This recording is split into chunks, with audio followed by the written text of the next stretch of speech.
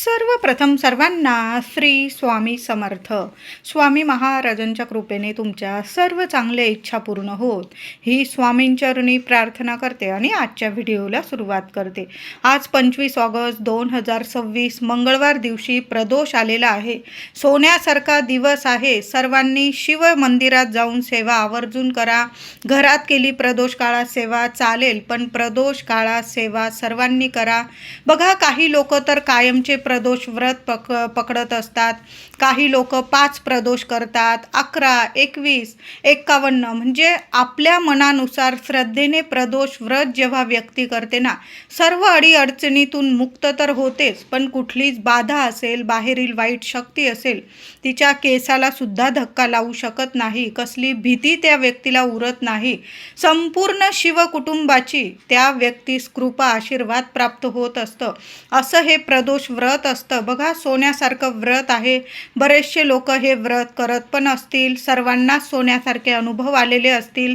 जेव्हा सोमवारी प्रदोष येतो सोम प्रदोष, मंगळवारी प्रदोष येतो भौम प्रदोष, शनिवारी प्रदोष येतो शनी प्रदोष. हे प्रदोष व्रत केल्याने मनुष्य सर्व पापातून दोषातून मुक्त होतो आणि सर्व सुखांची प्राप्ती होते, लक्ष्मी प्राप्ती होते, धनप्राप्ती होते आणि मृत्यूनंतर मोक्षाची प्राप्ती होते. असं हे प्रदोष व्रत आहे. बरेचसे लोक हे व्रत करत पण असेल. व्रत कसं करावं, तर प्रदोष व्रत कसं करावं. जी व्यक्ती प्रदोष व्रत करत असेल, स्वच्छ आंघोळ करावी. सकाळी केस धुवायचे आहे. स्वच्छ शरीर मन आपलं स्वच्छ ठेवावं. कुणाच विषयी निंदा नालस्ती करू नये. संपूर्ण दिवसभर उपवास करावा. सकाळी आंघोळीनंतर सुद्धा घरात किंवा मंदिरात जाऊन शिवपिंडीवर अभिषेक करावा. बेल फूल अर्पण करावं. चंदन भस्म अर्पण करावं. छान पूजा करावी. संध्याकाळी सुद्धा प्रदोष काळात शिव मंदिरात जाऊन शिवपिंडीवर अभिषेक करावा. आता नाही मंदिरात जाता आलं, घरच्या घरी सुद्धा तुम्ही प्रदोष काळात शिवपिंडीवर अभिषेक करा. बेल फूल अर्पण करा. भस्म चंदन अर्पण करा आणि दोन्ही वेळेला दूध साखरेचा खडी साखरेचा नैवेद्य दाखवा. संध्याकाळी सात्विक जेवण बनवावं. वरण भात भाजी पोळी गोडाचा काहीतरी प्रसाद बनवा. देवांना प्रथम नैवेद्य दाखवा. गाय असेल घराजवळ तर गाईला नैवेद्य द्या. आणि 7:30 पर्यंत तुम्हाला प्रदोष काळाचं व्रत उपवास सोडायचा आहे. देवांची छान सेवा पूजा करून घ्यावी, आरती करावी आणि मग उपवास सोडायचा आहे. मनोभावे व्रत केलं ना जेव्हा प्रदोष व्रत आपण, तर आपल्या सर्व इच्छा मनोकामना साक्षात भोलेनाथ नक्कीच पूर्ण करतात. तर प्रदोष व्रताचा उपवास कसा करावा, तर मग तुम्ही प्रदोष व्रत करत असाल तर काही लोक निर्जला व्रत करतात. सकाळपासून संध्याकाळपर्यंत अगदी पाणीसुद्धा पित नाही. संध्याकाळी भोलेनाथांची महादेवांची पूजा सेवा करून अभिषेक करून नैवेद्य दाखवून मग प्रदोष काळात तो उपवास सोडत असतात. काही लोक दूध दही असे पदार्थ खाऊन तो उपवास करत असतात. काही लोक फलाहार घेतात. या उपवासाला जेव्हा आपण महादेवांचे उपवास करतो ना, तिखट तेलकट खारट आंबट असे पदार्थ खाऊ नये. तुम्ही जर साबुदाणा खिचडी वगैरे खात असाल, नेहमी प्रदोष व्रत करत असाल, तुम्ही पारंपरिकरित्या खात असाल तर तुम्ही खाऊ शकता. पण खरं प्रदोष व्रत करताना तुम्ही गोड खाऊन म्हणजे फल आहार घ्या, दूध दही घ्या. हे पदार्थ तुम्ही खाऊन उपवास करू शकता. तर आता प्रदोष व्रत कधीपासून सुरू करावं, तर प्रदोष व्रत कुठल्याही प्रदोषपासून तुम्ही सुरू करू शकता. सोमवारी प्रदोष येईल त्या दिवशी सुरू करू शकता. मंगळवारी भौम प्रदोषला सुरू करू शकतात. शनिवारी प्रदोष येईल तेव्हा तुम्ही प्रदोष व्रत सुरू करू शकता.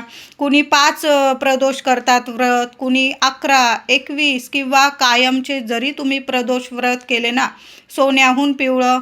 ज्या मुलींच्या लग्न कार्यात अडचणी येत असतील त्या मुलाने किंवा मुलीने तर आवर्जून 11 किंवा 5 जरी केले, तुम्ही 5 सोमवार प्रदोष व्रत केले ना, जेव्हा प्रदोष येईल त्या दिवशी उपवास करावा. आणि संध्याकाळी सकाळी सुद्धा शिवपिंडीवर अभिषेक बेल फूल अर्पण करून जल अर्पण करून पूजा करा. संध्याकाळी प्रदोष काळात सुद्धा मंदिरात किंवा घरात अभिषेक करा, बेल फूल अर्पण करा. देवांना नैवेद्य दाखवून प्रदोष काळात आपण उपवास सोडायचा आहे. अगदी साध्या सोप्या पद्धतीने तुम्ही प्रदोष व्रत करू शकता. सर्वांनी करा. मुलगा मुलगी महिला पुरुष सर्वांना अनुभव सोन्यासारखेच येणार आहे. साधे सोपे नियम पाळा आणि छान असं प्रदोष व्रत जरूर करा. प्रदोष व्रतात संध्याकाळी किंवा सकाळी जेव्हा महादेवांची पूजा सेवा कराल ना, तर स्वच्छ धुतलेले वस्त्र, हलक्या रंगाचे वस्त्र, पांढरे कपडे असतील तुमच्याकडं, गुलाबी, पांढरे, हलक्या रंगाचे स्वच्छ धुतलेले वस्त्र नेसून आपण प्रदोष व्रतात पूजा सेवा अभिषेक करायची आहे. चुकूनसुद्धा फाटलेले तुटलेले मळके किंवा मासिक धर्मात वापरलेले असे कपडे महिलांनी तर अजिबात वापरू नये. माझे दादा असतील, स्वच्छ कपडे घाला, धुतलेले घाला, कोरेच घाला असं मुळीच नाही. स्वच्छ धुतलेलं वस्त्र नेसून महादेवांची पूजा सेवा करा, भरभरून फळ मिळणार आहे. तर आज 25 ऑगस्टला भौम प्रदोष आलेला आहे. ग्रह दोष वाईट आहे का? काहीच कामात यश मिळत नाही. तुम्ही खूप कष्ट घेत आहात, तिथून तुम्हाला खाली हात परत यावं लागत आहे. मग नोकरी असू द्या, शिक्षण असू द्या, लग्न कार्यात अडचणी येत आहे, संतान प्राप्ती होण्यास अडचणी येत आहे, कर्ज आहे डोक्यावर, घराविषयी तुम्ही विचार करत आहात, पण विनाकारण खर्च वाढून तुमचे घराचे स्वप्नसुद्धा पूर्ण होत नाही. खूप ग्रह दोष आडवे येत आहे तुम्हाला. तर मंगळवारी भौम प्रदोष जेव्हा येतो ना, सर्व ग्रह दोष दूर करण्यासाठीचाच हा प्रदोष व्रत असतं. सर्वांनी उपवास नाही केला, तुम्ही जर प्रदोष व्रत करत असाल तर उपवास अवश्य करा. नाही जमलं, संध्याकाळी प्रदोष काळामध्ये सर्वांनी मंदिरात जा किंवा घरातसुद्धा शिवपिंडी तामणात घ्या. छान असा स्वच्छ पाण्याने, दुधाने, पंचामृताने अभिषेक करा. थोडेसे अक्षता अर्पण करा देवांना, बेलफूल अर्पण करा. घरात एकोपा नाही, भांडण तंटे आहे, थोडीशी चिमूटभर साखर मनोभावे श्रद्धेने देवांना अर्पण करा. शिवपिंडीवर अभिषेक करून झाल्यानंतर बेलफूल अर्पण करा. अक्षता तर आवर्जून अखंड ज्या पण वस्तू महादेवांना अर्पण कराल ना, त्या अखंड घ्या, नीट बघून घ्या, आधीच तयारी करून घ्यावी ताटात. आणि मग देवांना सर्व वस्तू ज्या देवांना प्रिय आहे, महादेवांना पाणी असेल, बेल असेल, फूल असेल, दूध असेल, पंचामृत असेल, चांगल्या वस्तू घ्यायच्या आहे, वापरलेल्या वगैरे मुळीच नाही. आणि अखंड तांदूळ, बेल पण घेताना चांगला अखंड बेल बघून घ्यायचा आहे. फुलं वगैरे घ्याल तर चांगली फुलं देवांना व्हायची आहे. खंडित वस्तू महादेवांना कधीच वाहू नका. नाहीतर मग आपण व्रत करतो, उपवास करतो मनोभावे आणि मग आपल्याला फळ मिळालं नाही, तर आपण मग मनात विचार येतात की आपण एवढं केलं, तेवढं केलं, देवांनी मला फळ का दिलं नाही. तर मग अशा छोट्या मोठ्या चुका अजिबात करू नका.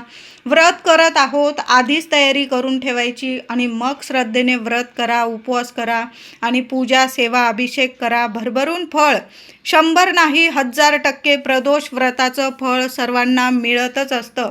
आज भौम प्रदोष आहे. संध्याकाळी सर्वांनी महादेवांच्या मंदिरात जाऊन अभिषेक करा, पाण्याने, दुधाने, पंचामृताने, पुन्हा स्वच्छ पाण्याने. नंतर बेल, फूल, भस्म, चंदन ज्या वस्तू महादेवांना प्रिय आहे अर्पण करा. थोडीशी दूध साखरेचा नैवेद्य दाखवा. गोड काही बनवून नेलेलं असेल देवांना नैवेद्य दाखवा. फळांचा नैवेद्य दाखवला तरीही चालेल. घरात, मंदिरात ओम नमः शिवाय, ओम नमः शिवाय मंत्र जपा. मंदिरात गेला असाल तर बरोबर जाताना गाईच्या तुपाचा दिवा बरोबर घेऊन जा. पंत्या, मातीच्या पंत्या आणूनच ठेवा महिलांनो. आता श्रावण चातुर्मास म्हटला की सणवार शुभ तिथी जेव्हा आपण दीपदान करतो, एक आई जेव्हा दीपदान करते ना मंदिरांमध्ये, ती आई खाली हात घरी कधीच येत नाही. तिच्या लेकरा बाळांना इतकी सुख समृद्धीची प्राप्ती होते, आरोग्याची, उदंड आयुष्याची प्राप्ती होत असते. कुठलाच देव तुम्हाला खाली हात घरी पाठवणार नाही. जेव्हा एक आई किंवा वडिलांनी सेवा केली, जी व्यक्ती महादेवांच्या मंदिरात प्रदोष काळात एक दिवा लावून घरी येते, पूजा सेवा अभिषेक करून घरी येते ना, ती व्यक्ती खाली हात घरी आलेली नसते. तिच्या सर्व इच्छा मनोकामना महादेव तिथंच पूर्ण करायला सुरुवात करतात, अडीअडचणीतून मार्ग काढून देतात. म्हणून तुम्ही खाली हात तर घरी येणार नाही, म्हणून असा एक दिवासुद्धा लावून द्या. गाय दिसली, गाईलासुद्धा प्रदोष काळामध्ये गोड नैवेद्य, ताजी चपाती असेल, तूपगूळ लावून खाऊ घाला. लांब आहात तिथं चारा वगैरे विकणारी दादा किंवा ताई असतील, चारा घ्या 10-20 रुपयाचा, गाईला खाऊ घाला, नमस्कार करा. संपूर्ण प्रदोष काळाचं तुम्हाला भरभरून फळ मिळणार आहे. आज बघा श्रावण महिना, मंगळागौर आणि भौम प्रदोष आपण जेव्हा शिव मंदिरात जाल, तिथं गौरी मातेची मूर्ती असेल तर तिथं देवी आईला हळदी कुंकू लावा. तिची ओटी भरायची असेल आज तर तुम्ही ओटी भरा. साज शृंगाराचं साहित्य देवी आईच्या ओटीत अर्पण करा.